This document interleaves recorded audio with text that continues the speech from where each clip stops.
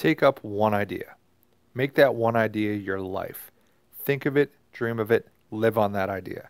Let the brain, muscles, nerves, every part of your body be full of that idea, and just leave every other idea alone. This is the way to success. Swami Vivekananda. Hi everyone, I'm Eric Stefanski, and your Life Spark lesson for today starts a series on building a team culture for success. One question, which may be the top question for most coaches and athletes, at least for coaches anyhow, is how to build a team culture that works, a culture that proves to allow the best out of each athlete, greater and continual success for the team overall, and unity among the players. It's a tough prospect to fulfill with the different personalities, cultural backgrounds, individuality, perspectives, and motives of each person making up the team. But it's really only a puzzle that needs to be fit together once we identify all the pieces. Over the next week, we're going to cover some groundwork to build successful team cultures.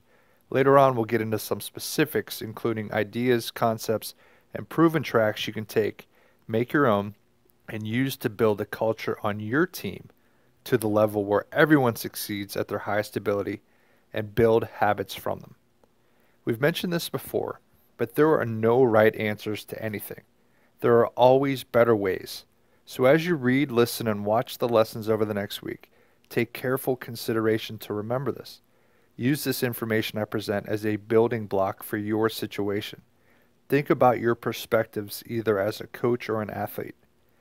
You'll be coming at this from different angles, which is good because it provides for greater perspective.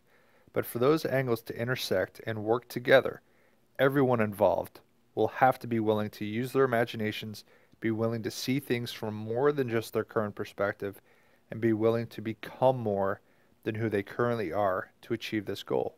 Everyone will have to change to some degree. So over the next week, we're going to cover the following topics. Number 1, pinpointing the direction. 2, understanding the routes to the destination.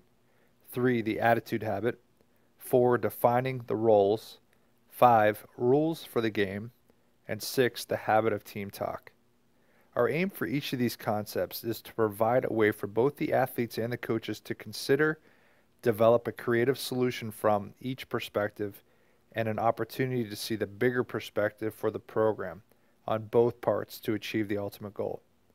As you take on these topics and make them a part of your program, remember that to make a positive, more successful team requires change and quality hard work.